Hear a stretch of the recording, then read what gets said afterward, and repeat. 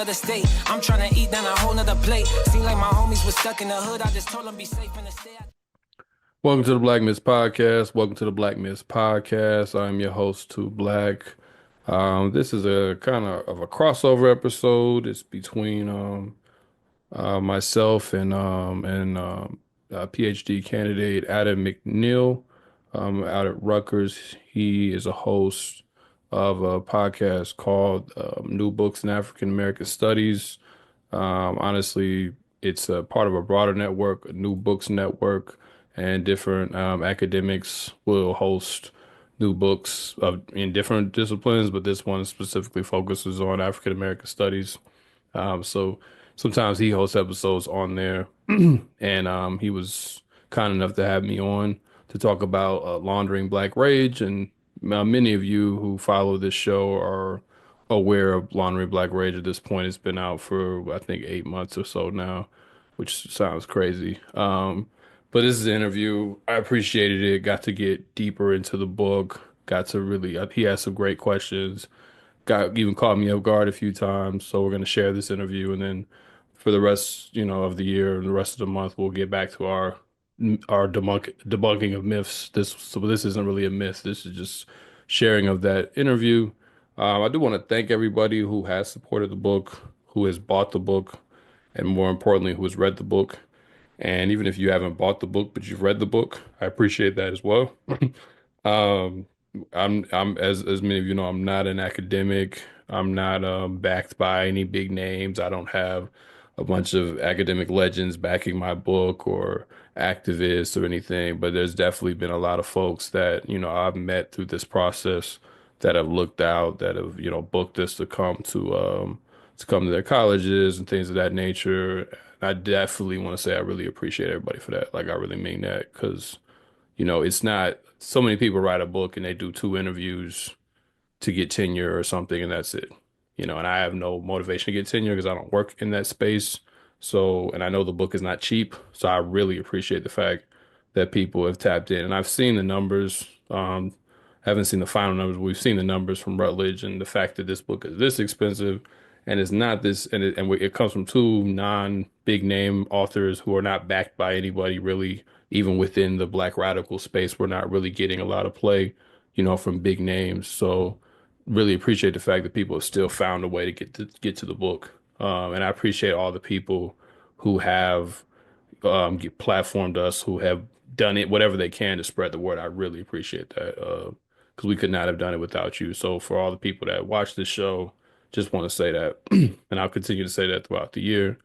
And if you are, you know, over some budget or if you are part of some program, please feel free to reach out to book us. Me or Rasul could come through this interview just with me, but please feel free. Even if you have a small budget, we can work something out. We can get on Zoom, whatever it is. But definitely want to thank everybody for that.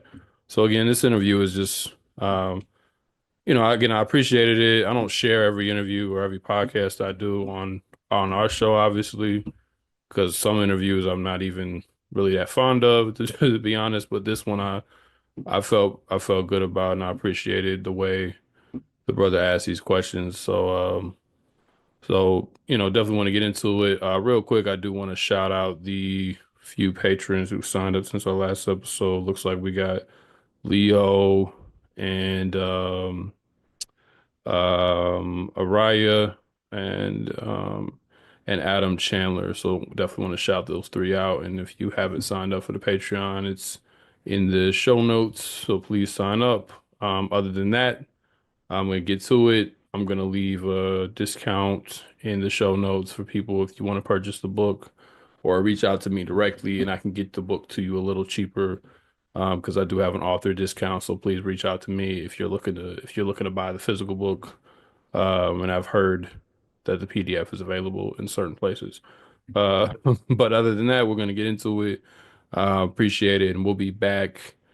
We'll be back probably next week on doing a myth on body cams, that body cams hold police accountable, which we know they don't. Um, so peace out. Appreciate it, and hope y'all enjoyed the interview.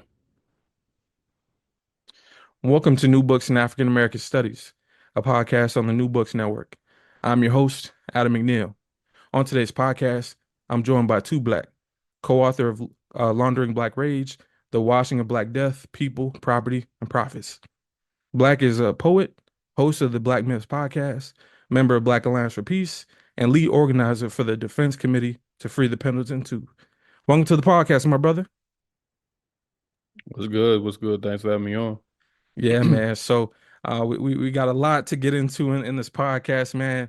And so can you actually for the first question, can you actually read a selection from the text that gives the listeners and future readers especially a sense of your argument and to also hear your own narrative voice? You know, you're a poet, so we want the people to be able to hear your voice too. Yeah, I don't know how well my poetry voice will show up with this part, but I will read. This is from chapter one. This is I don't know, about three-fourths through chapter one, like into the last section. This is like the last part before the last section. All right.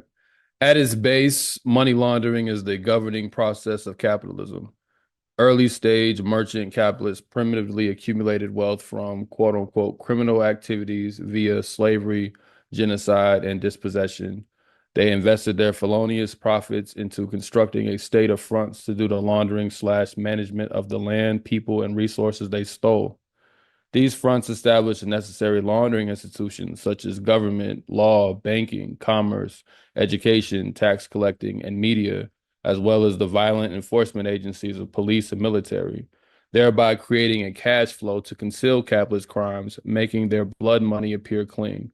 By capitalists legitimizing themselves via the organized crime of state making, their nefarious behaviors disappear through Heisenbergian, that's Heisenberg for the Breaking Bad fans, Heisenbergian rationalizations such as a more perfect union or the white man's burden. Invaders became founding fathers, thieves became businessmen, human beings became chattel, and indigenous lands became colonies. Emerging from laundering is what my co-author identifies as a spatially fabricated society built upon the indigenous, the enslaved, and that which is crafted by the laborer. The enclosed cities of the state establish a racialized and gender division of labor, alienating people from themselves and the source of fabrication. However, laundering as a legitimate enterprise is no easy task to fabricate. As wealth is being accumulated, so is suffering and death. This contradiction eventually bleeds through the eyes of the conquered. It is the colonial process of conquest, the dialectic between wealth and death, that Black rage finds its form, and all Black rage originates. As Fanon articulated, quote, the people come to understand that wealth is not the fruit of labor, but is not the fruit of labor, but the results of organized, protected robbery, end quote. Black rage, uninterrupted, is the opposition to conquest, which is the protected robbery of white capital managed by the state. Consequently, in the inevitable moments when Black rage migrates to the surface of the colony, laundering is set in motion. Boom. There it is, everybody. So that for that and many reasons, you're gonna get this book here from Routledge as well. And so why did you choose this particular passage to highlight in this first question here? How does it inform your reader about what's going on? That's a good question because I mean there's like usually this long explanation that we have to go through to explain laundering and like deconstructing the definition. So I actually appreciate this question because we don't have to go through all that. So this is like the part after we've given you all the statistics or the history, and this is just kind of the bare bones of like this is what we are saying laundering is, and how Black rage fits into that premise. So I thought this was the best way to encapsulate that without reading too long of a passage or having to like read it and explain it. Like, that can Yeah. get long-winded. So I felt like this pretty much clarifies the overall position that, laundering is a means of laundering is a means of, of covering up conquest and the maintenance of it. And in doing so, that is going to produce rage. And since we focus on Black people and African people, that is going to produce a Black rage in response to that. But it is in response to that process and all the other things that we talk about in the book that Black rage might be responding to are really just symptoms of this process. Like because this is the part that actually this is the part that demonstrates who is in control, who has power, and who doesn't. If someone can dispossess you of your resources, of your own self-determination, of your culture, of all these things, um, and you cannot reclaim those things, then you're going to constantly be in a state of rage in some way, shape, or form, or you're going to be looking for a way to pacify your own rage so you're not feeling it. But it's just inevitable. So that's that dialectic between all this accumulation of wealth and the fact that you have to exploit people to do it. It's Yep. I think that just lays it out clearly. Yeah, man, because as I was reading, and especially in the uh the first, we'll say, the first chapter, and then kind of like the preface that lays things out, or the introduction. I'm sure that through the different interviews that you've done, and different forums that you've and your co-author have provided, or have done over the course of the time since the book has been published. I'm sure you probably get like a lot of those questions about like, what do you mean? And because Mm, in when people think about laundering, laundering clothes, you probably can't see, but they got some clothes back there. So so they'll think about it in like that kind of example, or maybe the closest thing they'll think of, like people laundering money in mm. islands, and these other, Swiss bank Yeah, accounts and such. yeah, that's usually the definition. I mean, I understand people are watching.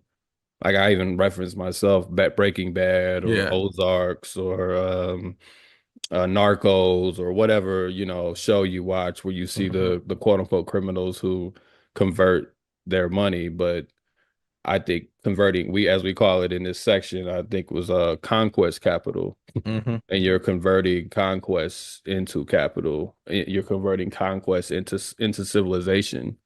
And how do you legitimize your conquest? That's the way of laundering, because all laundering is taking something that is dirty and making it appear clean. That is Hmm. effectively the definition. So how do you make it appear clean? You build a civilization over what you've done. You legitimize it, and as we say later in the book, you know, slavery was or stolen Africans were the dirty money, and cotton was a way of cleaning it.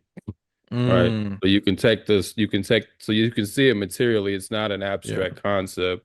Like I take you from your home, I take the land from someone else, I put you to work. I take the resources from someone else, you do that work that is produced out in the cotton, that is produced out in where the cotton goes, whether that's in your clothes or whatever, right? And we can think about this with other resources too, right? So it's not a abstract thing.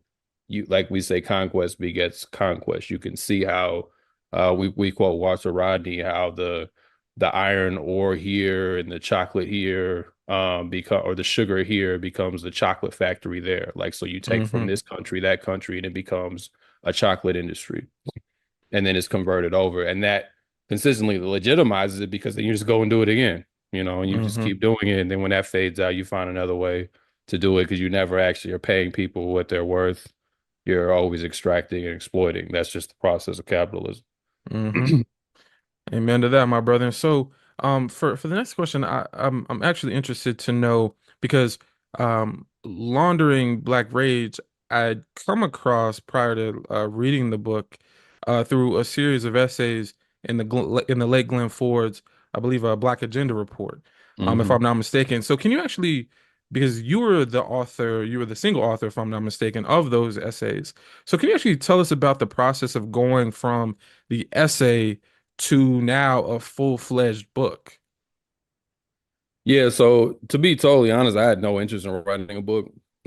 Oh, but okay, okay. Here we go. but that wasn't my plan. Everybody that was around me that saw me writing this said it should be a book, but I really wasn't interested in it because I'm not an academic, and I don't mean that in a way to knock academics or not. I don't particularly care in that sense. It's just Yeah.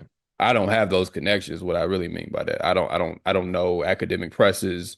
I don't publish in peer-reviewed articles. I don't. That's not really my thing. So I know I can write and all that, and when I went to those places originally with this essay, they rejected it very quickly, and I don't even think they read it when I went to some of those places. Mm. So I wasn't gonna keep. I didn't go to too many because I'm like I'm not gonna embarrass myself. And two, I'm like Black Agenda Report is really what got me into all of this in Mm-hmm. terms of the writing side of it. And I've been reading it since I was in high school.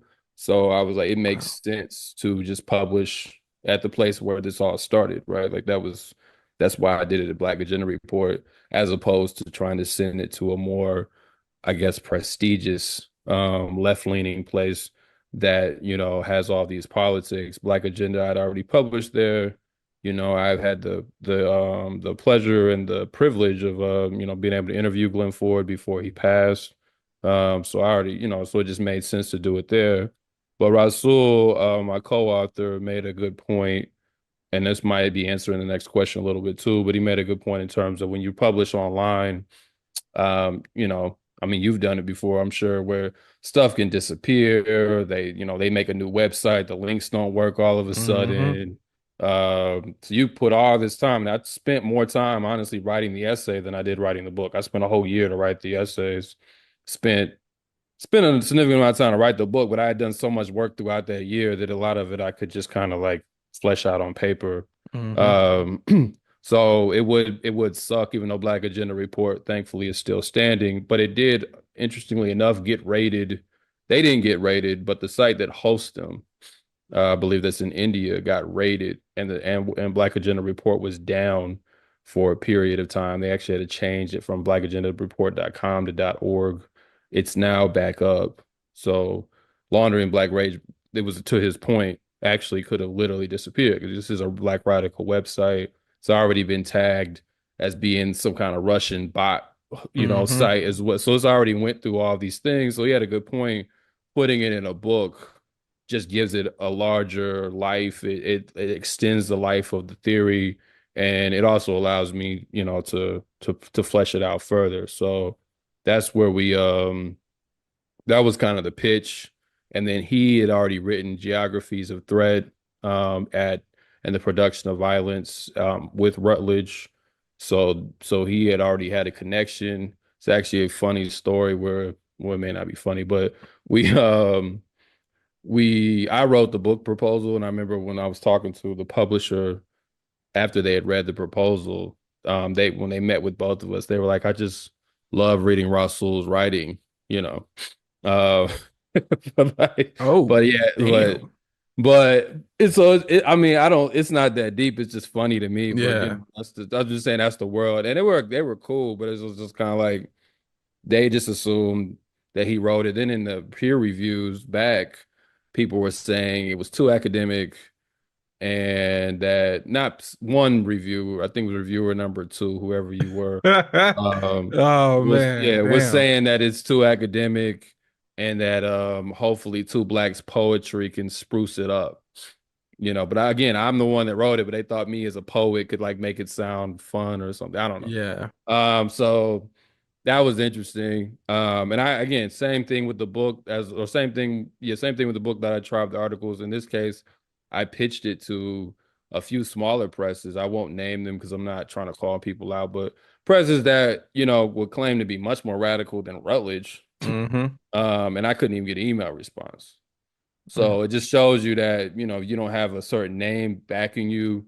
I don't know if it probably would have gotten published somewhere by myself. And I do, as I'll get to later, I do regret the price of the book. Um, but but the but having that kind of stamp of a fairly well-known academic press that has some legitimacy to it gives the theory, under this kind of setup, under this kind of society, a little more legitimacy than if I had to just either self-publish it or send it to a publisher that's just a random press. Yeah. So that's the trade-off. Like, yes, that book probably would have been $10, but I probably wouldn't be going to American Studies conference this weekend, if I published with some random press. Like that's the trade-off. Hey, well, safe travels to where you going with the conference too, man. So but I'm sure you'll get some good interactions and feedback as well with that. And so to actually go and to go to the next question, which you kind of had mentioned, but how did you and Rasul actually meet? So I can't even know where I saw because I joke, but I truly am like I got the name Too Black and everything from poetry, like mainly performing it, right? So he's a DJ, you know, as well as a a scholar and Yeah. department head and all that. So he used to live in Indianapolis where I'm based. He's at North Carolina State now. So we met in the art scene. Mm. He always tells this funny story. He said I was performing and he was like, "Ain't nobody listening to this dude," or that was that was his stuff. Like I was talking. I don't know what I was talking about, but he was like, "Ain't nobody listening to him." So he felt a certain affinity, I think, because he does, not like, oh, we're like nobody listens to us, but just more Hmm. so this kind of politic doesn't get this kind of attention. So we just started building on that, and then from there, just formed a relationship, and then I had already known him for a while when I did the essay. He's been on the show. I had actually indexed his book, The Geographies of Threat. Wow. So I did learn a little bit about publishing by going through that. So he just looked out, honestly. He just was being a real OG, just looking out. So that was his contribution. And then, I mean, the book is better with him in it, though. I don't want to just make it seem like he just got me a book deal and, just Yeah. put his name on it. Like the book is better with his analysis because I use a lot of what he already wrote to develop it. So what his analysis on cities and the state is very important and vital to the way that we understand laundering. So I had asked him to write chapter 3 about how cities are like the primary site of laundering because Hmm. I think we needed some kind of material base that goes beyond just kind of the pop culture references that a lot of people often connect with the book on, which is fine. But if you really want to see it on a day to day, you can just walk outside and watch semis go up and down the street because that's where Hmm. resources are moving from one place to another that were stolen from one place to another.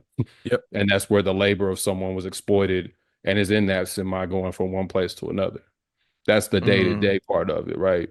So you'll get to the levels that we often see where there's Aunt Jemima's taking off pancakes or whatever, right? Like, but to get for that to happen materially, like capital has to actually be moving things from place point A to point B, and you can see that by just looking at how cities construct labor and the different divisions of the labor, the racialized and gendered ways, and where certain people have to work and where they're recruited, and all of that you see in the cities, the way cities become the cities give you your distractions, your coffee shops, your concerts, your sports teams, your sense of identity. All like the cities do that more than just you know, than just like one thing you watch on TV or another, because we have to actually live in physical spaces. Yeah, and actually, it's funny you mentioned the Aunt Jemima stuff. I have a story about that real quick. The apartment that I'm in, the listing agent, because she knew that my partner and I were both historians, and so and both black, and being in State College, PA, ain't a lot of brothers and sisters she probably had the opportunity to ask this with, and so literally she randomly like already said we're gonna get the apartment and everything. This lady says, "Why they take Aunt Jemima off of the syrup and But yeah, company and yeah, all that?" yeah. And I'm thinking like, of all the questions that you could ask me, you gonna ask me about that? Right, Like for real? right. But it's funny because to your point, it's like the it's a funny example, but it kind of gets to some of the elements of the book where the only reason why that happens, the taking off of Aunt Jemima, although if you tell anybody, they don't know what the real name or the what the contemporary name is now. They think of it as Aunt Jemima because for the here to the end of time, her image is always going to be emblazoned in people's mind when they Yeah, think of pancakes and syrup. I think it's pearl mining or something now. Yeah, something Yeah, like yeah. that, right? And so I think about that because the only reason why thinking about the timing of it is because of people in the street, right? But it's being, to use kind of like the connections from the book. This happens because of people fighting in the streets, Mhm. and that is what changes quote unquote areas of corporate America that they feel that they need to have a particular push. Like I have a friend, even you I probably shouldn't even say this, but he works for a particular sporting company based out of Baltimore, Maryland, in their corporate, and he told me the amount of money that certain shall we say um anti-racist fame folks were getting paid in the summer of 2020, or even Uncle Yeah, Jeff from consultancy, you remember Uncle Jeff from the BET Oh fame? yeah, yeah, yeah, Yeah, yeah. like I'm It was thinking like, brother, what? yeah, And I'm thinking but it's yeah, shit's but crazy. but coming back to the city's example, where did people get busy, like you said, in the streets? Right. Like I'm saying, they have to think about this materially. It's not just some abstract thing. Or how does Aunt Jemima get to your shelf? Mm-hmm. Right. You see what I'm saying? Like the cities are I mean, that happen. You don't have to live in a city to get it, but I'm saying like the Yeah. cities are the main hubs of grocery stores where a lot of us black folks work, Yep. putting it on the grocery store. Right. And those people, their material life does not change while they put pearl mining instead of Aunt Jemima. I Mm-hmm. still make $10 an hour doing it. Right. So Yep. it's like, so yeah, Jeff Johnson or whoever else gets paid a consulting fee or whatever, or a speaker's fee to go talk about it. But I used to be when grocery stores are 24/7. I used to shop at night all the time because Mm-hmm. it's just a way to be left alone. You go in there, it was black men and women Yep. primarily, or some kind of migrant workers who were in the aisles putting the stuff on Literally. the shelf. You know what I'm saying? So you can see the juxtaposition, but again, those semi trucks that go through cities that create those divisions of labor where it is those poor black people that live in that neighborhood that are expected to work that night shift. Mm-hmm. You see what I'm saying? Like, so you can see the connection in that where just coming back to his contribution, it's important to think about that juxtaposed with these folks who are making money that might still be black, but are not in that class position at all.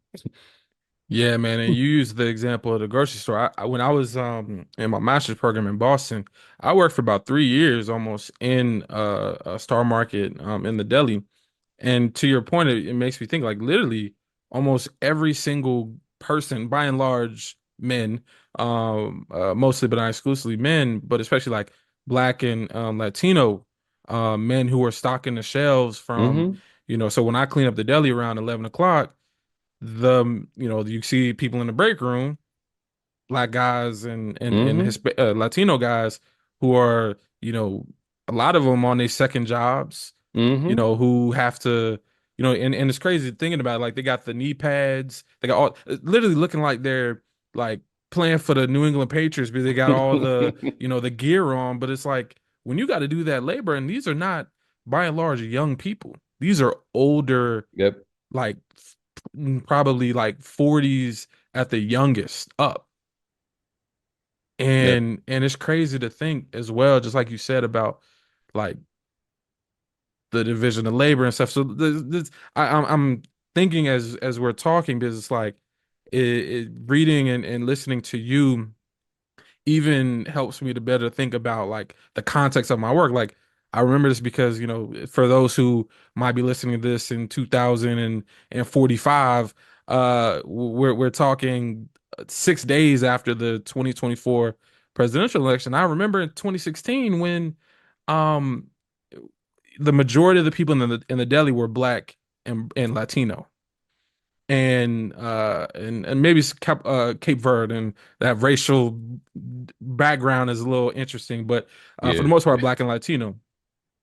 And a lot of us didn't know that the managers of the deli and of the hot food section were Trumpers until we come into work Wednesday morning, 8 o'clock sharp, and it's like you know they Trumpers.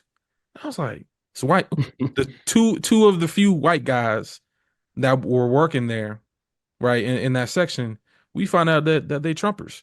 And I only bring that up because it's just kind of like the interesting kind of like division not only of labor, but who gets to effectively be at the top and who's effectively at the Hmm. bottom of the ladder. And yeah, that was just another thing that just came up in my mind as we were talking about kind of thinking about time. Um, but yeah, man, once again, everybody, this is why you got to get Laundering Black Rage. This Thank you. book here, you got to get it. Like, I know you mentioned the price, but you know what? The amount of money that we spend on coffee, I speak as this nigga, he buys a lot of coffee. Um, but please get the book, y'all, please, because this is a really important, especially in a lot of the election too, for a number of reasons we talk about. I think it's also very, very important. Um, but I'll have a question to you about, and this is a question I ask a lot, but I think about it because of, you know, writing is hard, generally speaking. And Hmm. book writing is also hard too. And a lot of times folks don't have the lack of opportunities for collaborative work, especially authoring something. So at first I asked this as a challenge, but what was one of the more rewarding chances that you had by authoring a book with Rasul as well? You kind of mentioned it a little before, but I want to give you a little more platform to talk about what were some of the more rewarding aspects of this process that you got to engage with Rasul and also of the broader community of workers and thinkers that you're engaged with too.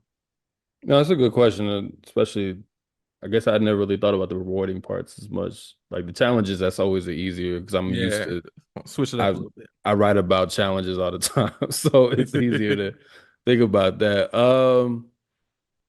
I mean, I don't know. It's like I was never so many books get published that I don't really take a lot of pride in just saying I did a book because there's so many bad Mm, books that get published. There's so many.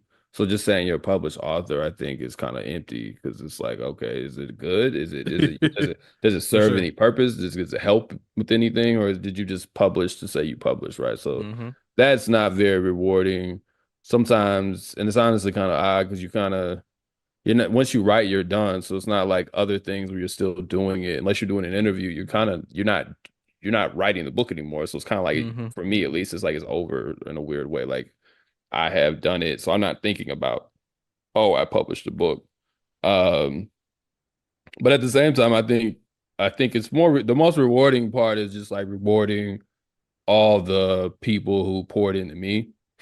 You know what I Hmm. mean? So it's like all those texts that somebody sent me, all those conversations I had with folks, all the people that I've read and enjoyed, and all the speeches that I've listened to by different, activists and organizers to be able to like pay homage to all that, I think that's the most rewarding part. Like there's a part in the book where I used Malcolm X's message to the grassroots, which is like my favorite speech by anyone ever. Hmm. Like I'll argue with anybody about that one.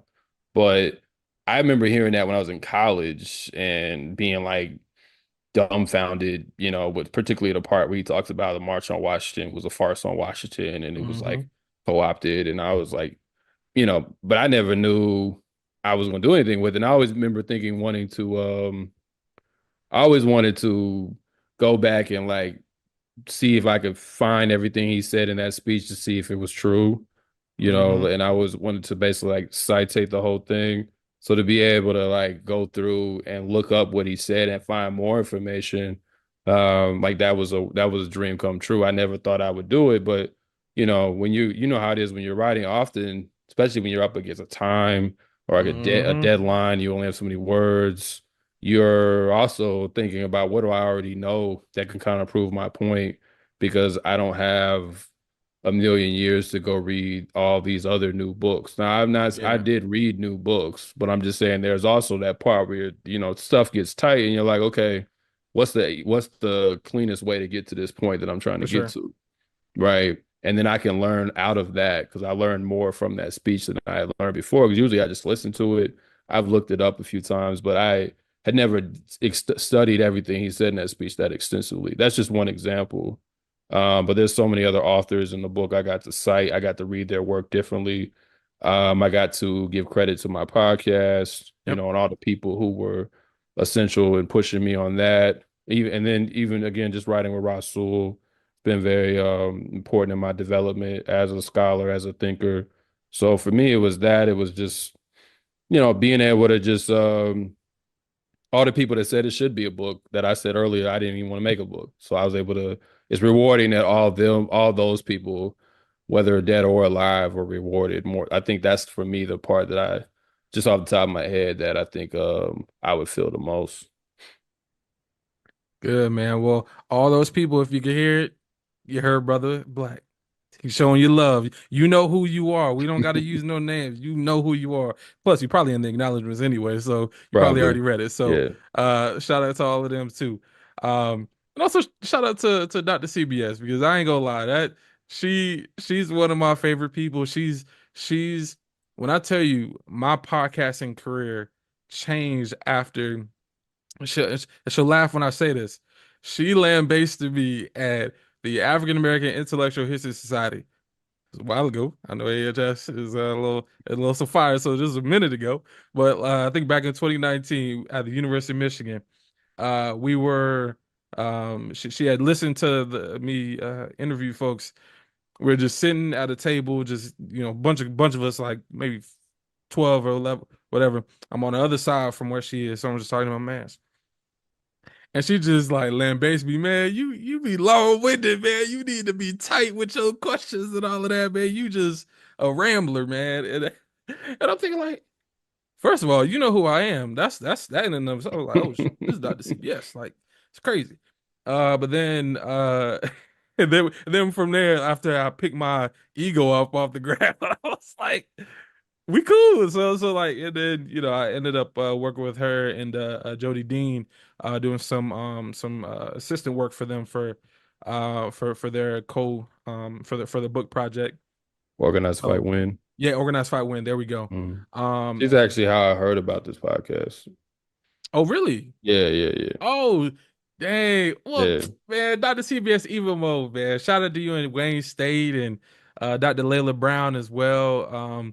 And so, really, really good people, man. So, I know we'll get to some more of showing love to folks towards the end, but just wanted to take some time to just, love on them, those amazing people as well, man. For Um, sure.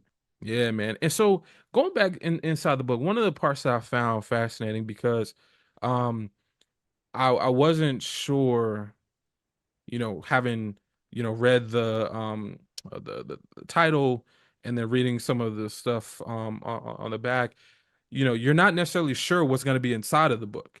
And Yeah, it's so not. It's honestly not the greatest description, but that's another but conversation. sometimes fair, but I will say like sometimes as someone like me who interviews folks for a living about books, their titles are not always self-evident, and in some ways that can be a bad thing, but I think in this case it was really a good thing, and I'll tell you why. Because when you think about, maybe as a listener, and you read, you're maybe thinking, and especially even based on the examples that we've discussed so far, that it would simply be an African American based a book. Mm, No, no, no, it is not. It is really about, global Black history, mm, and African people's history. And so you use examples from global history and political struggle to argue about the co-optation and laundering of Black rage. And readers will notice both authors, they capitalize Black rage as well, which is actually really significant. But 2020 plays a major role in how it seems you kind of got to this book too. Not exclusively, but it mm, does, you talk about the memeable nature of it, of certain parts, but honestly, that's how people know. So it's a-okay. mm. Um, why did 2020 create, in your estimation, such a climate for the laundering of Black rage? Because uh, George Floyd was not the first Black person to be killed on tape. This is a tradition at this point. So why was 2020 so significant? Yeah, To this connection with Black laundering Black rage. a quick point to I think you said co-optation earlier. A quick point on that, and then I'll answer the question Yeah, of directly course. because I think something I don't know if we always do a good enough job about in our own explanations of the book is trying to differentiate between co-optation and laundering. I think in some cases Mm, people have made it as like they're like synonyms, and there is definitely like overlap, but I don't think they're the exact same.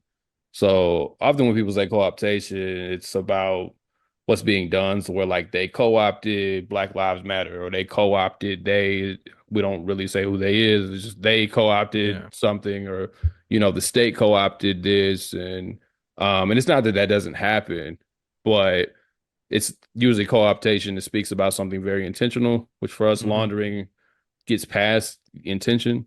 In terms of what happens, sometimes things go the wrong way and they're not even intended to do that, but they still serve the purpose of capital. Yep. Um, and often, like when you say something is co-opted, it's what is the like again, what are the seeds laid to do it? So there's a quote in the book by one of my comrades, Brooke, out of Oakland. It says, co-optation is a self-critique. So it's a question of if you got co-opted, what were the seeds that were already there for that to occur? Mm. And that's what we're trying to get at with laundering. What is putting that in motion to where now you can come in and switch up Aunt Jemima on the pancake on the syrup bottle, to use that example, or you can come in and have Juneteenth plates at Walmart or whatever. Hmm. Like you said, the memeable things that we all might laugh at, but still somehow keep happening even when we laugh at them. Even when Hmm. we joke about it, it doesn't mean it stops. So like what are the seeds that have been laid for that? And I think that's just want to say that that's kind of what Yeah. coming to the 2020 question, that's what I was trying to understand originally, was like, how do we keep getting here? Like, how is this occurring? Like, yeah, I know things get co-opted. That's not really hard to identify. But why is it so easy? Yeah. Why does it seem like people go along with it regularly? I know the broader explanations of that, but like, what is it? So how is it possible for somebody to say that they're dancing against white supremacy? Like, what are we talking about? Or they're twerking on Washington. I'm just naming 2020 things. This is crazy. Uh, or they're having barbecues for dead black people killed by the police. Or we're saying that George Floyd made a sacrifice when he didn't. It's not like he purposely was trying to get killed or anything. Or and but people go along with it. So it's a question of why is that? And so that was what laundering was trying to get behind, co-optation, and I would even say trying to get behind what people call elite capture of Femi Taiwo. And this is not a criticism necessarily of Ofemi, or it's just more so like, all right, something has been captured. The elites have captured something. What sets that in motion? What is the infrastructure that is in place for something to be captured, for something to be co-opted? How did that infrastructure get in place? How does it keep going? Like Hmm. that's what we're trying to understand. So 2020 just became, because like you said, it was such a memeable time, and the things Yeah. and the contradictions were so heightened, at least for me, that it became a question of like, okay, how are we getting here? Like that's what I wanted to know. So that's why, like you said, a lot of the book is international. It's not really, most of it's not even about 2020. We do take a moment to really focus on what occurred in 2020, but that's not the only point of emphasis. Most of the book you won't hear that. So it's like, how do we get there? Now I do think in 2020 was interesting because with COVID, you have less distractions. Gotcha. Like you just literally have less things going on. About when George Floyd was killed on May 25th, Memorial Day 2020, we would have been deep in the NBA playoffs at that point. Hmm. Uh, there's like, so that's one distraction. We would have been outside because it's warm, and not Hmm. outside like just for protest, but just outside. But because of COVID, things were locked down. The NBA was suspended at that point. A lot of the stuff that we enjoyed was suspended at that point. So we could only watch reruns, or we were watching, I'm a sports person, so forgive me for my sports references, but we're watching like Last Dance or something, Yes. Yep. because there's nothing else to do. So it creates, when you lessen the amount of distractions and you got all these people at home, it protests is just more likely to occur, because it's not like people were happy at home. Right. It's not like we were enjoying COVID and all the buffoonery by the president or all the buffoonery by the government in general. It's not like we were enjoying this situation. So you kill somebody live for 10 minutes, like we're not, it's more likely, the black rage is more likely to be able to make its way to the top in ways that it might not even make today or even prior, because there's just the amount of distractions. And I want to credit Rasul, because that's a point he's always making, is that helps, and he makes it in the intro, that helps amplify some of this. I think another thing about 2020 is as we talk about in the book when we talk about laundering, another facet of laundering is fronts, and those Hmm. are things that fronts appear to do one thing, and they are doing that one thing. So if have a laundromat that also sells drugs, well, we do wash clothes, but we also Right. sell drugs in the back, right? So the fronts in 2020 had gotten pretty strong versus like in 2014 when we're talking about when Mike Brown was killed by the police in Ferguson in August of 2014, I believe. Hmm. When he gets killed, it was an old civil rights establishment. There really wasn't anything to contain like a youthful black rage at the time in the same way. So that was able to seep through in ways that, by 2020, you have all these celebrities who are now making money off being black and proud, and you have Hmm. like a new kind of leadership in place. And it had just kind of captured I guess so the imagination, a lot of black elite interests had captured the imagination of how to solve our problems. So buy black and representation and wealth building, all that kind of stuff was the things that people had already been bought into prior to any kind of co-optation. And I think it's Yeah. important to note that. So prior to anyone coming in, to the state coming in and really pushing that hard, you already had people that were talking like that. And I don't think we acknowledge Hmm. that part enough. We act like because things are only co-optable again because there's something pre-existing. Like Okay. I couldn't come in and literally turn you into a white person.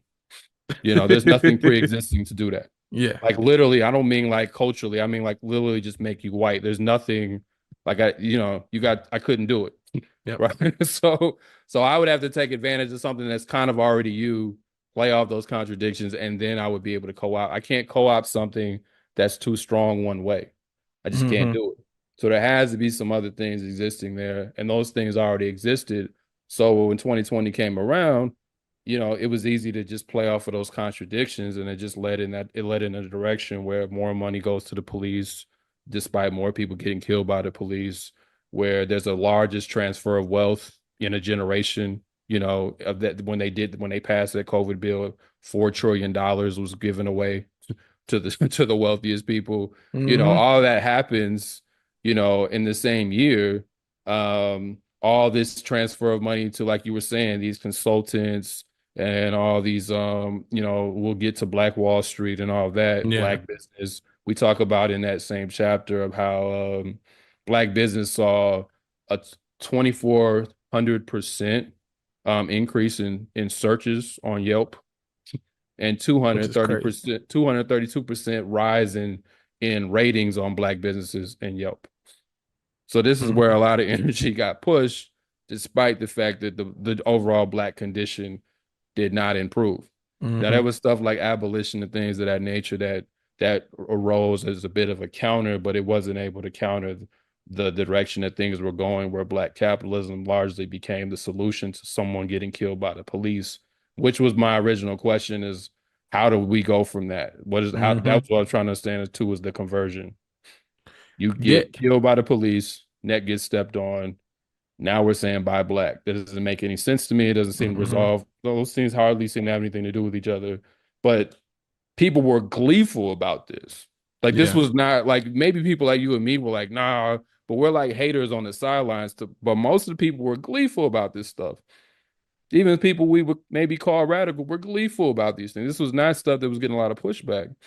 So how Hmm. that's again, that was the question. So I could rant about that all day, but that Yeah. was yeah.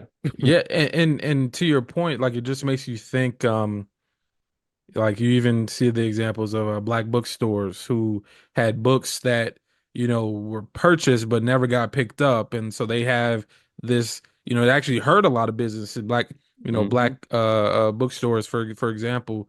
But or even like and I say this as someone who's actively on the job market now, ever since 2020, right, you have literal institutions that are being built in real time, millions of dollars in real time being transferred to universities and colleges that affect their blood money.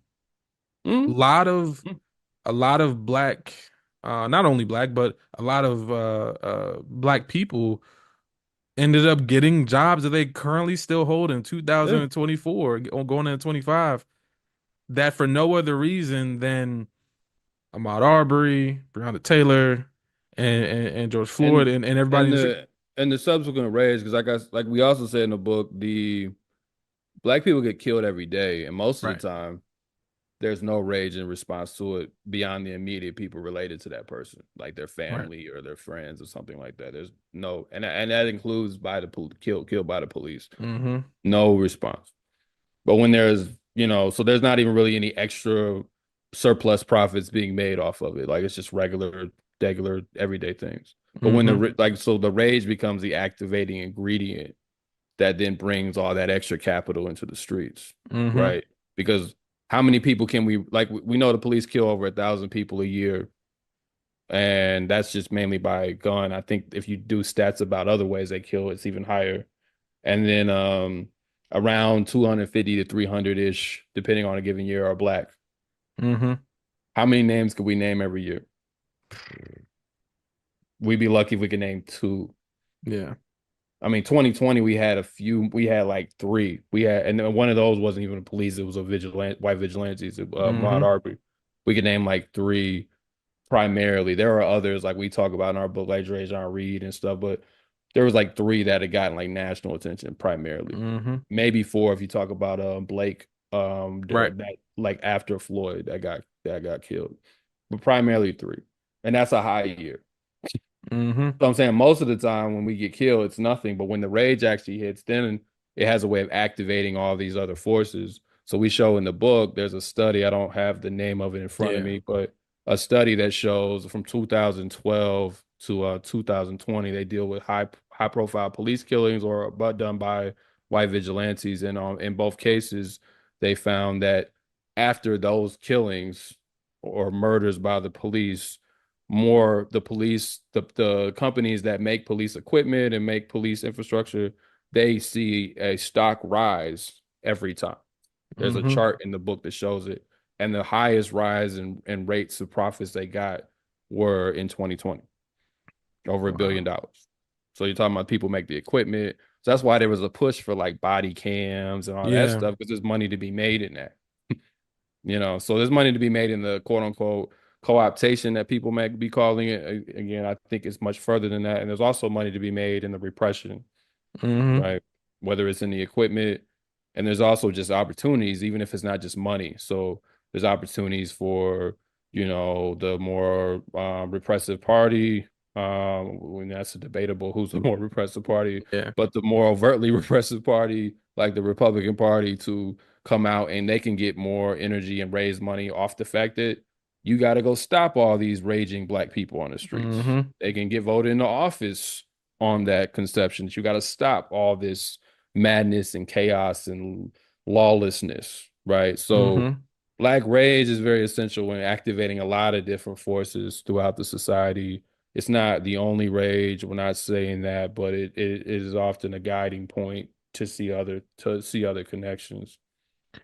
And in terms of connections, I don't think there's an equal in African American life than Black Wall Street, right? In terms of its outsized, like if you were to poll somebody, you're talking about being out on the street. If you were to poll a random black person in your town or community, and you ask them about, you give them like a list of four things that they know, and they got to pick. This is one I know the most, or at least I've heard of the most, or I think of it the most. Black Wall Street will probably be that thing. And so there's a portion in the text that describes and talks about Black Wall Street in particular, which to me is the one of my favorite chapters of the book. So can you actually explain to our viewers how really Black capitalism informs the memory of African Americans, we'll just say Black people just in general in the United States, especially connected to the fall of Black Wall Street? And I ask that in light of this fire sentence from the book, and I'll read it verbatim. Both Elaine, and this is Elaine, Arkansas, for those who might not know, and Tulsa were terrible tragedies that do not need to compete over which memory was the worst horror. Unfortunately, the class character of Black memory will rank their importance. How we remember and what we choose to emphasize from historical memory is layered, with emphasis there, with the interests of the Black elite, end quote. So can you unpack this a little more for our listeners and future readers? Yeah, so first, just for people who may not know, that passage you just read is referring to the Elaine massacre, which I believe was 1919. Yep. Forgive me for not I don't have my book in front of me, so sometimes these numbers, but I believe it was 1919. Over 300 people were killed in a weekend in response to black sharecroppers who were trying to labor organize.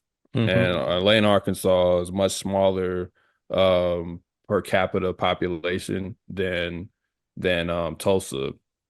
So if you want to just deal with the gratuity of the violence, it's a Hmm. question of why does that not have just as much of a interest in Black history when as this mythical story of Black Wall Street, as we'll get to.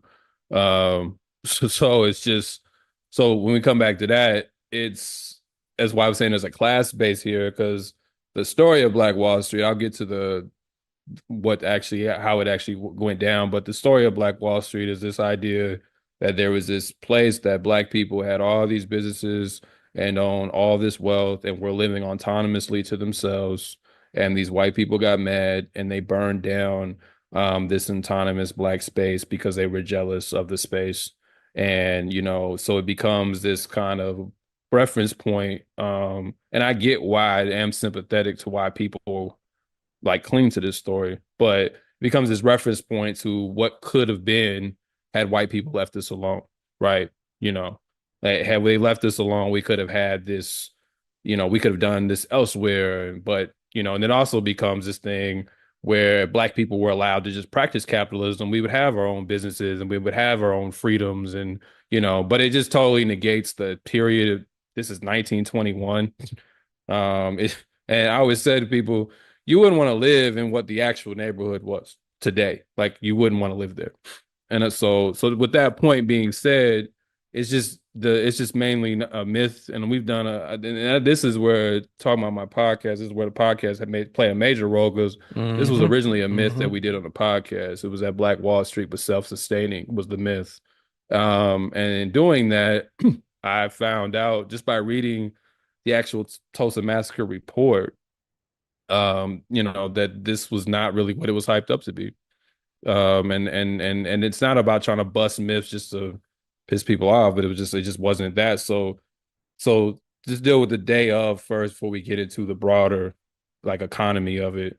So on the day Cool. of that this occurs, May 31st, 1921, Dick Rowland, who I believe was 19, was a shoe shiner, and he and this right here already falls.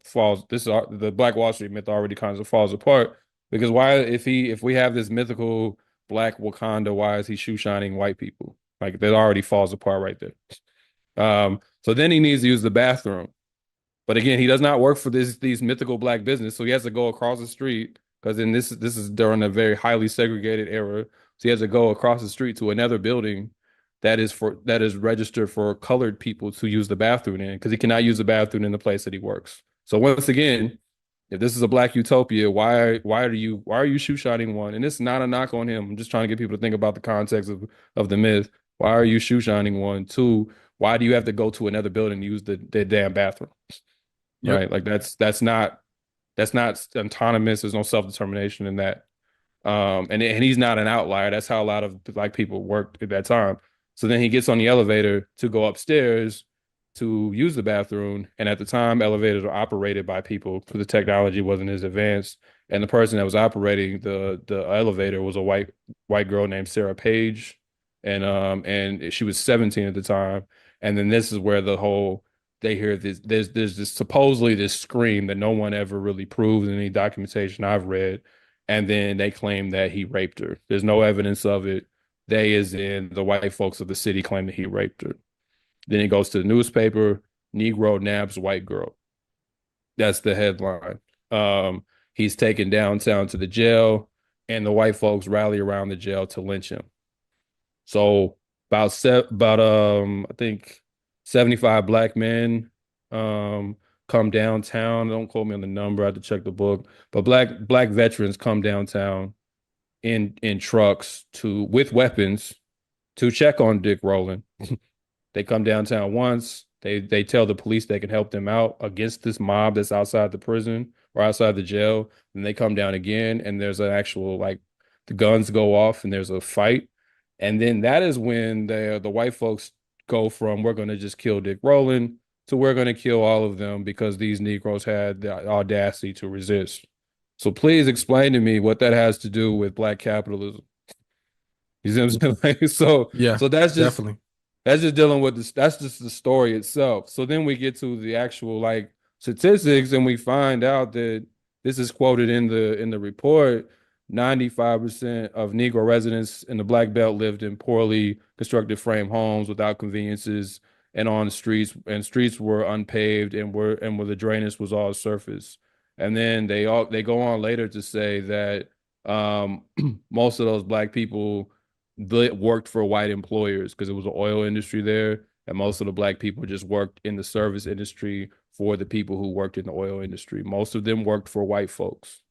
Black Wall Street wasn't even another thing wasn't even called Black Wall Street. It was that's a posthumous name that was given to it. There's someone who says that Booker T. Washington may have called it Negro Wall Street, but no one has any like primary evidence of this. This is just hearsay. Um, so I think it was called. There's a name that the actual people called it. I can't remember on the top of my head. They didn't call it that. The Right. white people called it like Africa Town or something like that, Yep. like disparagingly.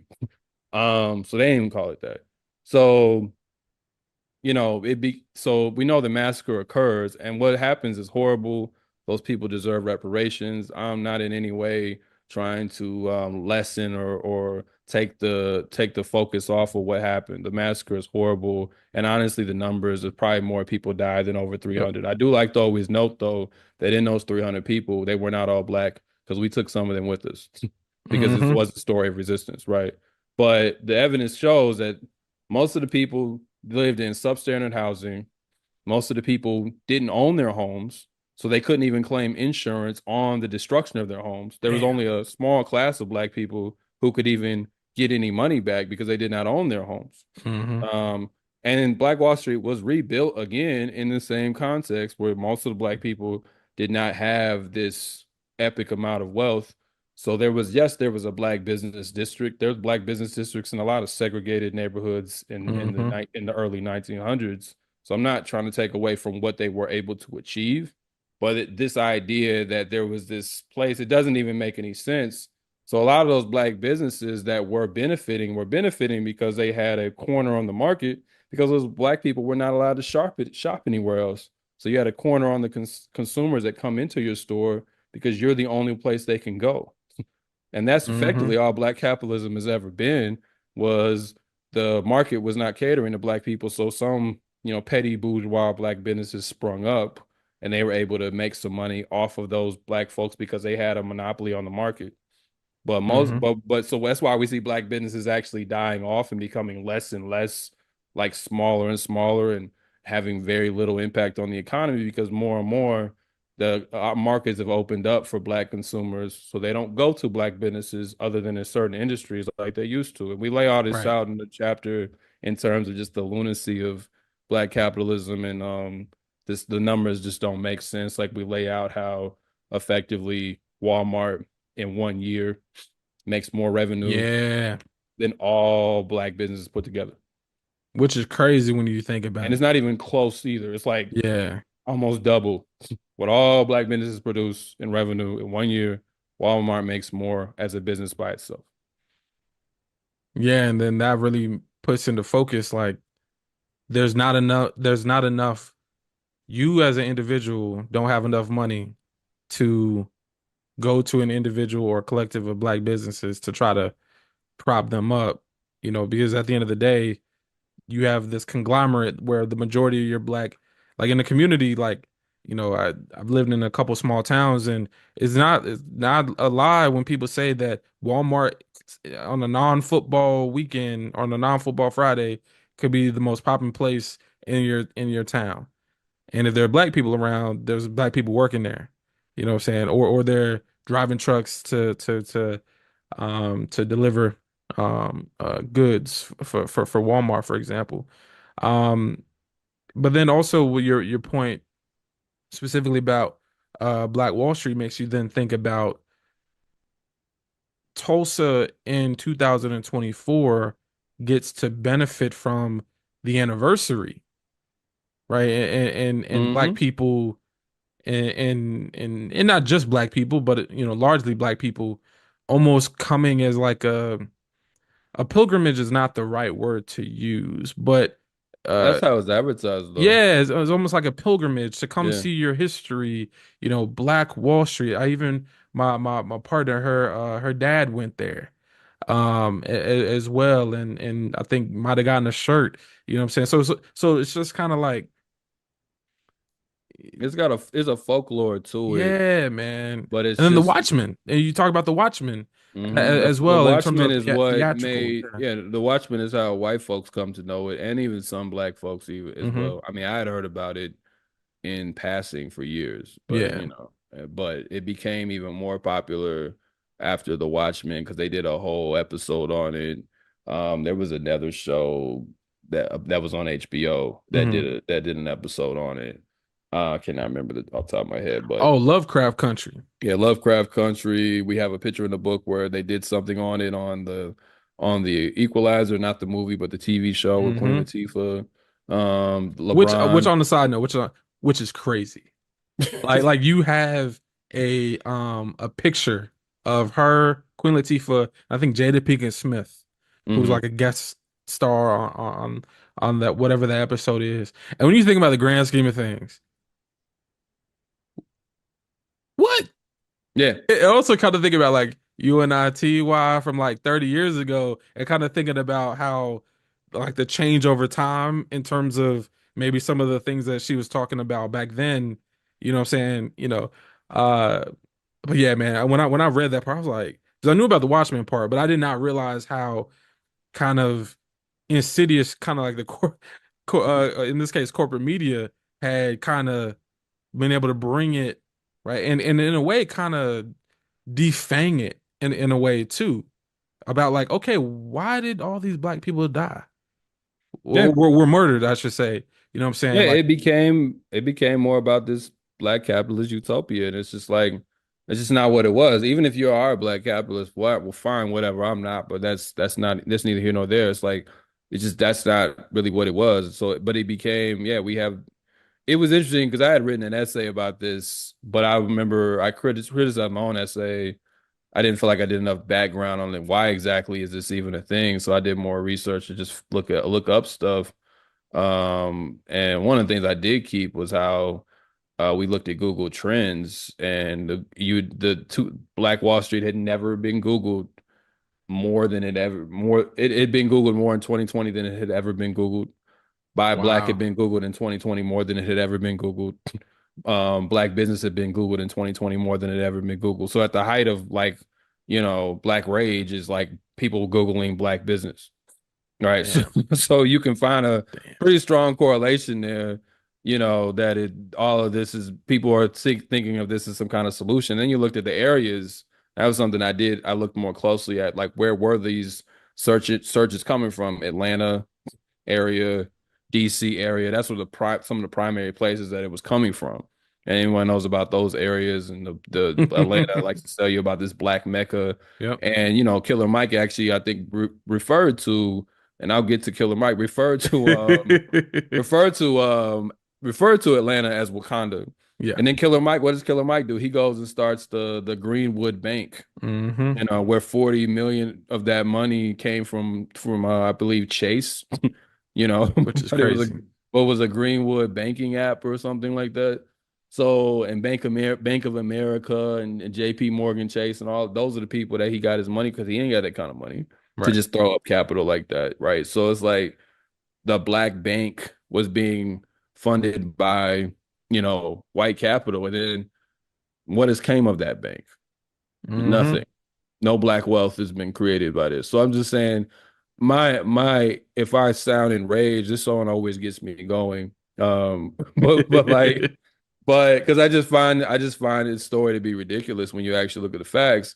But at the same time, for those who may not know about this history or whatever, I do sympathize with people because I was once part of why I can even write half of this stuff because I was once there, you Yeah. know. I was once part of this. I once was believed in these things. I guess is what I'm saying. Like I once would have said I wanted my have my own Black Wall Street. Like I get Yeah. the ambition. I get why it appeals to a lot of us. I get why it's become almost like a communal point of reference. Hmm. But that's what I was saying earlier in terms of trying to understand how things get laundered. Some of this is not even about the state even explicitly trying to like recreate it. Some of this is in the contradictions that are already created in our day-to-day life that then the Yeah. state can exploit later. And I think Yeah. this is more a byproduct of that because a lot of the history on Black Wall Street is not that strong. So there's not a Hmm. lot of primary sources. It's a lot of anecdotal stuff. And then when you actually look it up, you're like, oh, they ain't even live in like a situation like that. Like, who wants to live in places with no plumbing? You Yep. know, who wants to have it where 95% of the people live in that situation? Most people don't own their homes, you know. Yeah. And most of us are shoe shining or doing service work, working menial jobs. Either not much different than today or it's worse, right? It's Yeah. nothing we want to return back to just because we can have a few black businesses, Yeah, and it makes you you just know. think as well. And I appreciate you for especially that last part because I think that maybe some listeners might think, well, you're speaking from where you are now and Hmm. maybe not, maybe in a way taking for granted the analysis that from your words that are also in the book. So I appreciate you for also laying out, you were at a certain place at another point and that through study and effectively the core tenets of the book really and all the analysis that it took to produce the book and other forms it comes is how you're able to get to here now. Because I think that sometimes people will kind of and you're in depth, thankfully weren't doing this, but we've seen other people. It's kind of like you'll bash people's heads in with, kind of almost in a way enacting like intellectual violence upon people. Hmm. And so I appreciate you for saying that. And I say that because as we transition to the next question, I think we're gonna kind of turn it on its head a little bit because you target special ire for black liberals and black members of the ruling class, shall we say. And so, laundering black rage, right? In a lot of ways, the some of the largest contemporary um beneficiaries of black rage were not the people in the streets who are participating in the rage. It's the people sitting on high in corporate benches and in other areas that ultimately get to benefit the most, which is very, very sickening.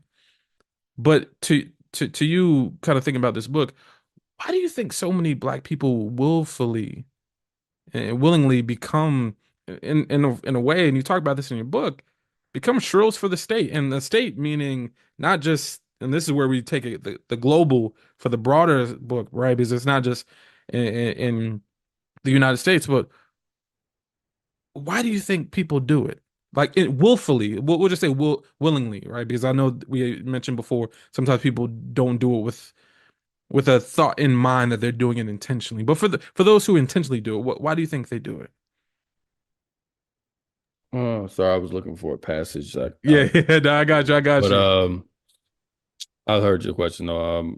Yeah, I mean, I would reframe that a little bit. I don't Yeah, think that I don't think black people are any more shrills for the state than anyone else. I do for want to sure. say that. I don't, as much as I'm as critical and as I will continue to be critical of the black elite, I don't want to spec it because there is this kind of, particularly internationally, there's this image of African corruption and like I don't want to feed into that. Good I point. don't Good want point. to I don't want to defend corruption either, but I'm saying I don't want to feed into this idea that African corruption or black corruption is somehow but I don't want to feed into this idea that African or black corruption is any more insidious when it's not. It's actually much worse, by white capital. So I do want to say that first. With that being said, um, there are still a strong contingent of corrupt corrupt Negroes out here who are shrills. But I think the point isn't really about pointing out one individual or the other. It's just that they have a function like everything else under capitalism. And the black elite, you see them right now, the people who are on Twitter or TikTok talking about we're gonna go to Starbucks now and F Palestine and it's not my problem and it's the soft life and a lot of these people are trying to reposition for jobs or they're mad they're about to lose their jobs because their function is kind of like extended past its point in this period at least. Yeah. The DEI industrial complex is not has not worked to prevent the things that the white liberals were scared of. They still got Trump. So a lot of these black people are going to be out for jobs. It's just what it is. Um, so I think there's always been throughout the history, and we talk a lot throughout the book of colonialism, there's always been a group that is a buffer class that makes the pill go down a little bit easier. The poisonous pill go down a little bit Yeah. easier, right? That's true across all oppressed groups. So the black elite are no different, but they do serve a function, and we talk about it in various chapters. And the one we just talked about, I go in on this a lot in chapter 2 as well. Like they operate like double agents. They can both because you can sell it easier to the group if you can put a black face on it. You Mm-hmm. know, it's just easier to sell. You saw this again with the past election. People are literally like celebrating Liz Cheney because a black woman president was or a black woman was running for president. We all universally understood the Cheneys to be terrible people. Now all of a sudden it's admissible. All of a sudden, immigration policies that were once hard right wing policies are all of a sudden admissible.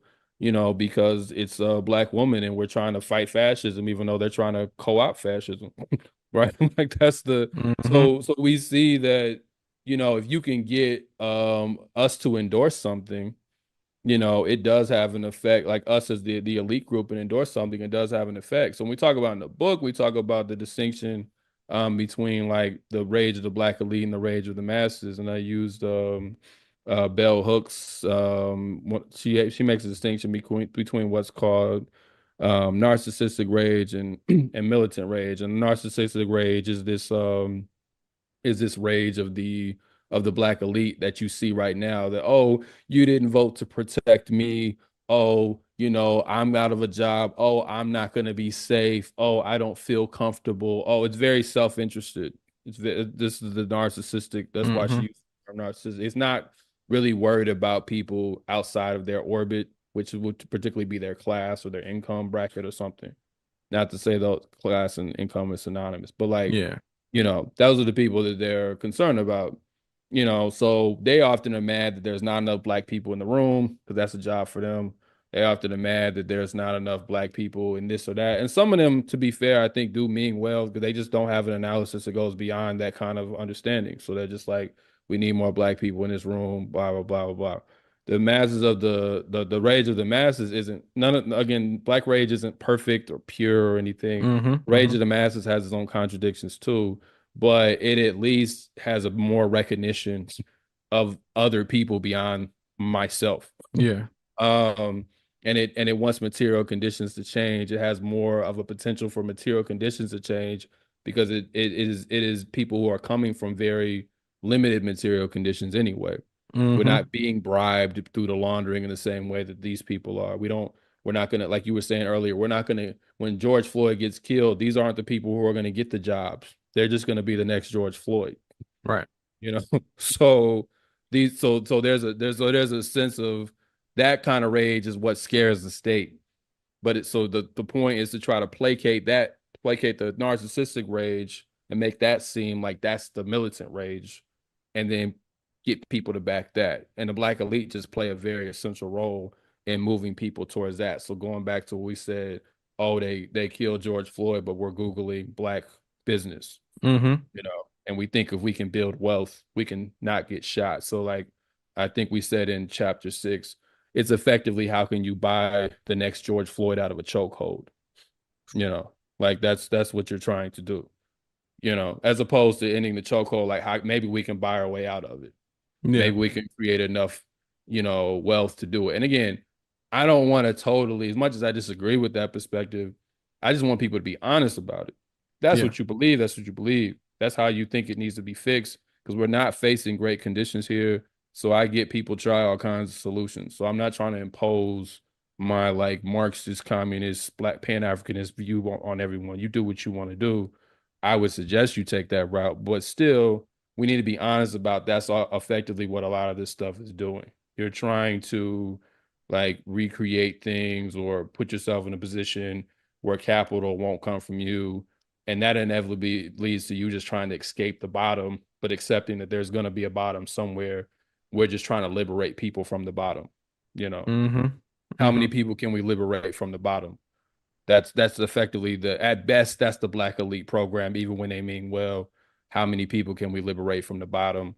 We don't want to liberate the bottom though. We just want to liberate people from it, and Mm. that's a major distinction. That's a good point. It's a really good distinction. And so as we kind of turn the corner here towards the end, I wanted to actually ask you as well, kind of, I'm not going to think you're on this self-help guru kind of stuff. There are enough people on that side. We don't need you over there. I Uh, won't go. Yeah. right. I know you won't go. I know. Hell no, you won't go. Um, but with that being said, though, how do participants and people will just say not only participants of Black Rage, but just people who are listening here, right, who might be part of at least in terms of their class, more elite or middle class Hmm. or whatever, how do they challenge the laundering process that you describe in the book? Because we learn about laundering Black Rage, but how do people actually challenge the laundering of Black Rage that might be going on in their communities too? No, that's a good question, and I appreciate it because I'm probably coming off like there's no hope and all these people are terrible. But that's why I think something I had on my nose I didn't get to say, but I think when you were asked about challenges, one of my answers was going Yeah. to be part of the challenge of writing the book was to make sure that we didn't get into a bunch of name calling and calling out. So that if you read the book, you're not going to read a lot of like, oh, I don't like this person or I don't like that person because I get people individually are only so strong anyway. And I think that's the point of not falling into this is because people get so caught up in their own individualism of it, even when they feel guilty about it. There's a way, and even guilt is very individualized. Hmm. So, oh, I could be a part, I could be doing this. Well, one, we're all on some level involved in the laundering because that's just effectively how capitalism works. Right. So, as we say in the conclusion, just remove this idea that you can somehow eclipse this as an individual. It's not going to happen. You're not going to not be a launderer. And if you're moving up the ladder to make decent money in some way, shape, or form, you're doing it. Now, there are ways to not be excessive and to reduce some versions of it. I think folks in these positions could do. They don't have to take some of these jobs or even in some ways create these jobs Mm, that just make things more problematic. But if you live under capitalism on some level, you're going to have to engage in it. So I'm not really into like a moral judgment of that, honestly. yeah. But we have a concept in there. We didn't create the idea, but reverse laundering is where, like I said at the beginning, laundering is taking something that appears dirty and making it appear clean. Reverse laundering is the opposite, where you take the clean thing, quote unquote, clean Hmm. thing to fund something that is illegitimate, something that is not really recognized but can be something.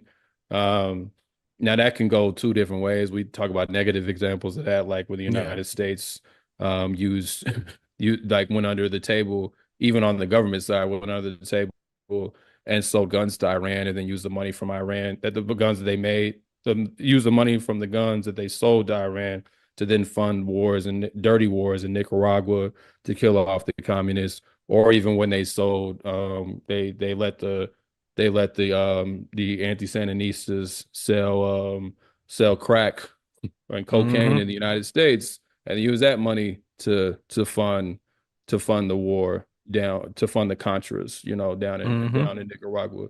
So we don't want to do that, just for the record. But but the concept is you're taking the clean, legitimate thing that everybody recognizes, and you're taking those resources, and people can read between the lines of what resources may or may Yeah. not be. You're taking those resources to fund something that's not recognized by the state to win some kind of battle, right? So if we are working in these institutions, since this is, like you said, this is who the audience primarily is, if we're working in these institutions, if we Mm-hmm. are in these spaces, then it becomes a question of how like the resources have to come through my hands. How do I like redistribute that? But it can't. The problem with this, even if it has to go further than just me as an individual. How do I form collectives, organizations, so it's not just me over a budget and me making my arbitrary moral decisions about it? Mm-hmm. How do I join in with other people so when I get a budget, I can be like, hey, I'm already in an org. Hey, I got 100 grand. How do we actually get this to something that matters Mm-hmm. versus just paying for the next, mediocre book? You know what I'm For saying? sure. Like, how do we or the next scholarship? Like, how do we reverse launder it? Because it was met in reverse laundering. It was meant to go this way. How do we turn it in a different direction to go that way? Mm-hmm. How do we do that? And again, I'm never going to give explicit plans on that because people Oh have to figure yeah. that out in their own Oh situation. yeah. But I'm saying like that becomes a question of how do you move these resources that have to come through our hands. Now, in this situation that we're in now, with Trump in office, there may not be as many there might not be as much blood money coming from liberals as there once was Mm-hmm. because we'll see what happens. But whatever comes our way, now we really got to get good at this because resources might become more sparse. Mm-hmm. So if you're hoarding resources like some of these people have been doing, I always say to people like if you don't pass this stuff along, somebody might come get you anyway. Yep. You know, so it's For better sure. to figure out a way to redistribute that as opposed to like creating a situation where things can get, go the other way, right? So it's like thinking about how can we take what we have, even whatever our surplus is. I remember I was at a talk, I was saying we all have some level of surplus. Not Mm-hmm. all of us, but some of us, a decent amount of us have some level of surplus. It's not always money though. It might be time, it might be patience, Yep. you know, it might be space that you have, like a space in a building. It might be network, some whatever. How do you take that surplus and give it back to the people and Mm-hmm. organize that surplus to actually bring power and self-determination to the people? Like that becomes a question. Hey man, that's see, I told y'all, Launder Black Rage, everybody. You're gonna get the book. Two Black said it. Rasul Mawat in absentia, he said it too. Please go get this book. And so as we pivot, right, I love reading acknowledgments because you learn so much about the people in the book and the people who are writing the book and the people behind the scenes that help, shape it as well. And you get to kind of learn a little bit extra. And so in your acknowledgments, you say, Black people deserve rigor, end quote. Mhm. Can you unpack this statement for us? Because to me, like, what does this statement mean to you as a co-author in this project, and for you just generally as a thinker as well? Yeah, I think that we were talking about Dr. CBS earlier. Yep. She didn't precisely say this, but I think she said something that made me think about that. I don't remember asking her to borrow a quote for some talk I did years ago. It was a quick talk with BAP, like I Mm-hmm. was on like a panel, but I think she was just saying we don't value Black thought, um, beyond this kind of just abstractions, right? Mm-hmm. But if the goal to use Marx or someone, it's not just interpret the world, but to transform it. If the goal is to actually do something, then rigor is the best way to figure that out if you're a scholar or a thinker or an intellectual.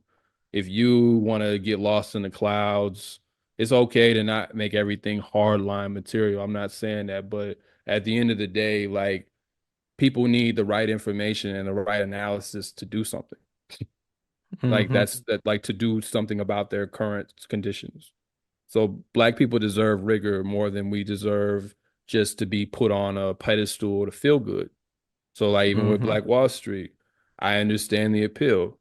But I don't want black people, part of why it gets me so angry is because I don't want black people to be caught up pursuing things that I know don't work because it just makes us feel good. Like Right. that is not helping at the end of the day. It might feel good, but it's not helping. So I don't want black people caught up on things, or really anyone that's on my side of the fight. I don't want people caught up on things, but we're talking about black people caught up on things that are destructive, but they've been told and sold that they're good for them. Because most black people mean well.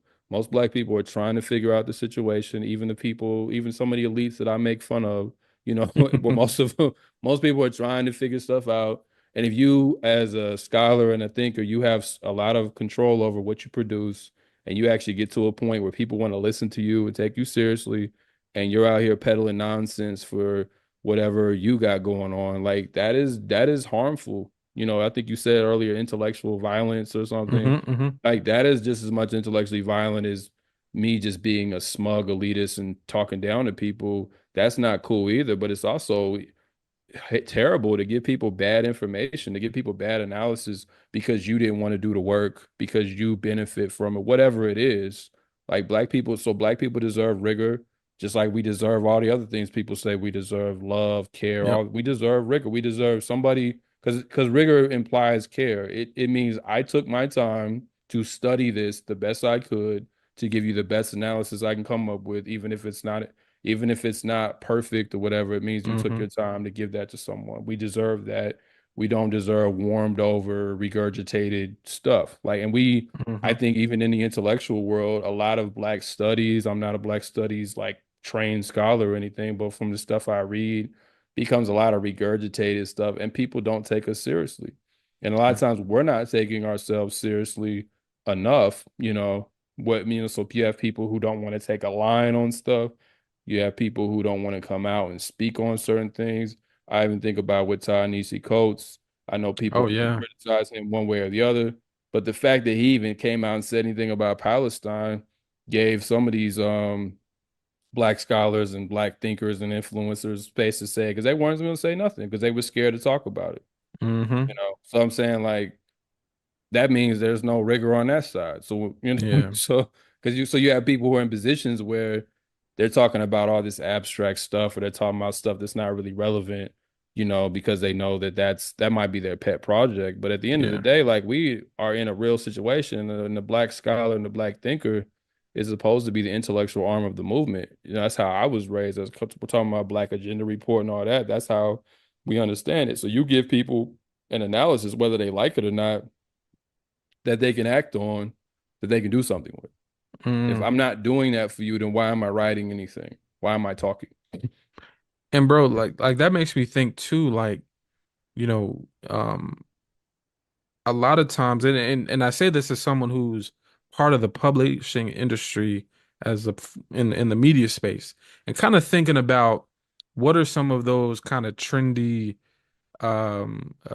phrases that people use. People often say, I want to make my work publicly accessible. And this kind of Hmm. goes to your point about rigor.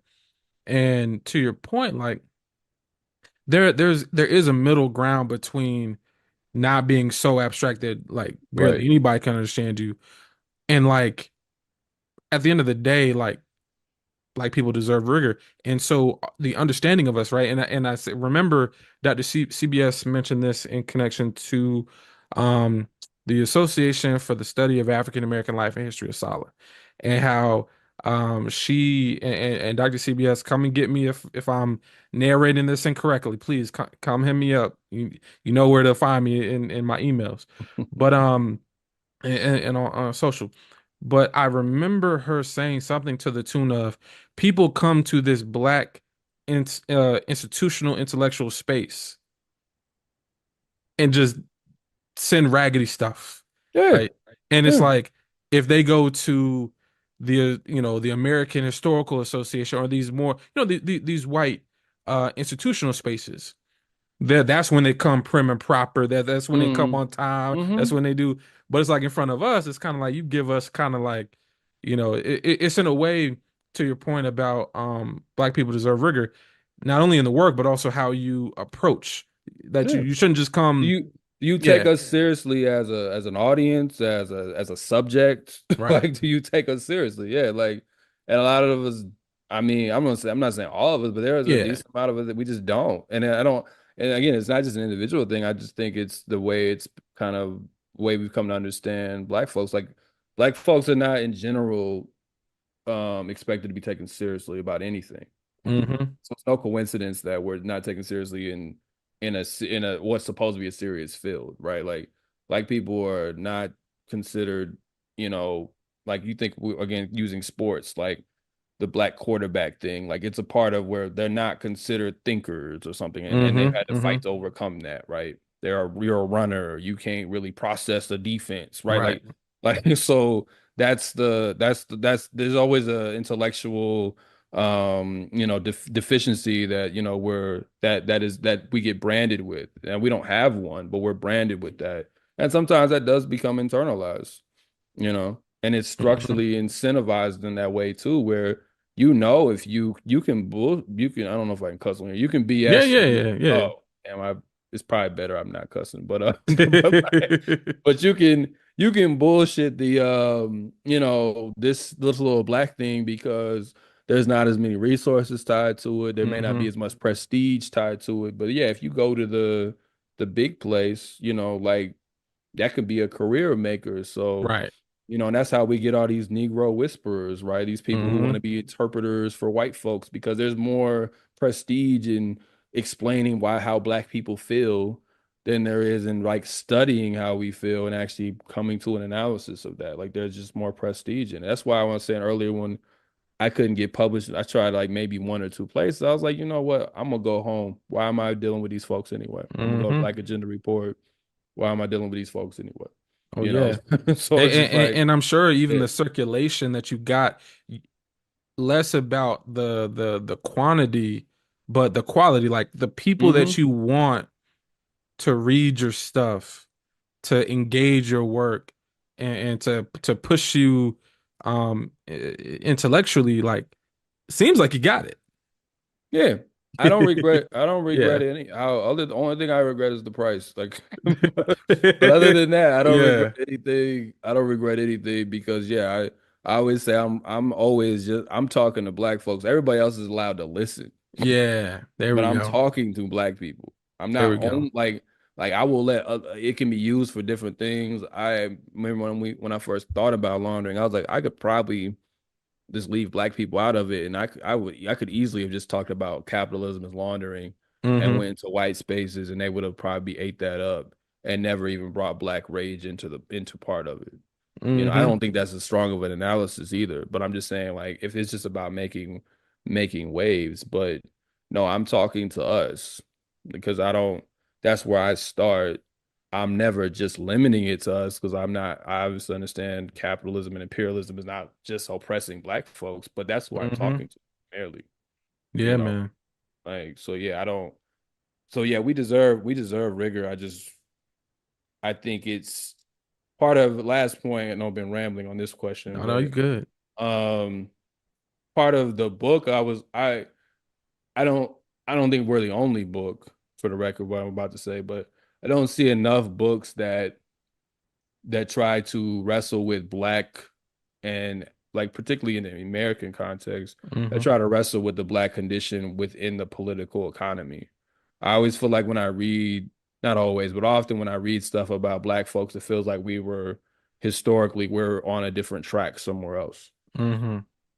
So when I read about how, you know, the international like Cold War plays a role in even what the civil rights becomes or it doesn't become, like that's what I like. That's why I love like Dr. CBS's work because she's one of the few people that engages that actual part of it. How pressure from trying to compete on the international stage forced the United States to make concessions, like nationally to the black movement because how are you going to go to another country and tell them to, accept capitalism and democracy when you have Jim Crow?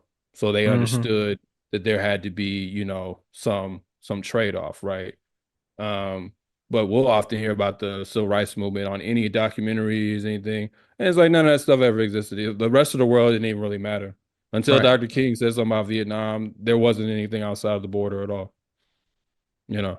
Like Mm-hmm. so it's like or I'd never seen anybody talk about and in this case, I hadn't seen really hardly anyone. I'll say a few scholars, but most I haven't seen most scholars like deal with the Bretton Woods Agreement and how that plays out on neocolonialism. Like again, you'll get like the Rodneys and the Nkrumahs, but Mm-hmm. broadly speaking, you don't get to hear about how the international remaking of finance capital plays a role in the black condition and the black struggle and even our organizing. Like Mm-hmm. those connections don't get made. Again, well, when we talk about black stuff, it's like it's not part of the rest of the world or it's on some different track. But then we'll have this other deep conversation about capitalism and political economy. And it's like we're not allowed to have like black thinkers aren't allowed to do both. Mm-hmm. We have to either talk about blackness as this kind of like separate category you know, that's really cool and neat, but it's not really a part of the rest of the world. Or we have to be deeply involved in class analysis that has nothing to do with us. Like this is Mm-hmm. ridiculous and not even how life works, right? Yeah. So so we're not the only scholars that do it because the scholars that do it are quoted in the book. Mm-hmm. So I'm not saying we don't want to do it, but I don't think there's enough of that at all. So anyway, I didn't think Yeah. I ran about that for so Hey, long, but no, no, that's all good, man. Well, here's the thing: you got the rest of the interview to talk about the writing and intellectual communities that you mentioned in the acknowledgments that truly helped shape the production of Laundering Black Rage. We'll go out on this one. Tell us about these communities and these people, so they shine right here too, my brother. yeah, I think we already named Dr. CVS, so shout out to her once again and her Black Yeah. Scare, Red Scare, and just somebody that's willing to bridge a lot of what I just said. Like I think I see her as somebody that's willing to engage that, Mm-hmm. in ways that I just don't think enough of us do. Um, obviously my podcast mates, Cam, Terrell, Ryan from Black Miss Podcast, that's been that experience by itself has transformed me and made me think about things much, much deeper. Because when you have to approach, I always say every episode is like a research question, like every myth becomes a Yep. research question. So it's just a different approach than just reading maybe for recreational purposes or just curiosity. Like you have to Yeah. approach it with much more rigor. And um, obviously, shout out to my parents, shout out to my girl, shout out to all my friends, shout out to my organizations, Black Alliance for Peace, shout out to the Defense Committee for the Pendleton Tool, and shout out to the Pendleton Tool who I'm working on a paper right now, Political Prisoners. They keep me sharp. Um, shout out to Rasul. I mean, read as I said, read the Yeah. acknowledgments, Yeah. right? But like I said at the beginning of the acknowledgments, ideas don't fall out of the sky. You know, Mm-hmm. you are incubating all of this stuff by being around folks. Shout out to all my people from the poetry world who have, influenced me because I would say I didn't know it, but I was theorizing in poems before I started doing it, Mm. in manuscript form.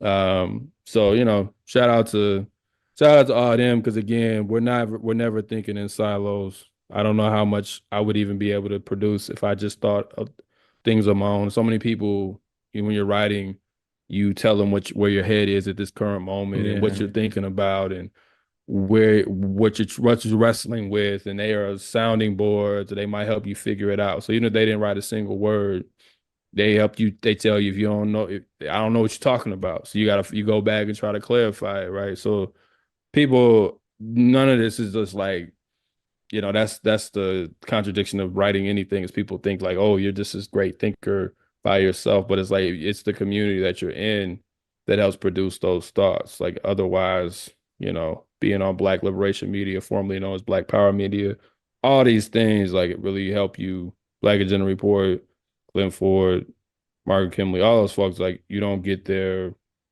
you just don't get there by yourself. So yeah, I might help do the refining when I write, and we all do Mm-hmm. that when we write, but we're not the raw materials ourselves. 100%, All man. yeah, yeah.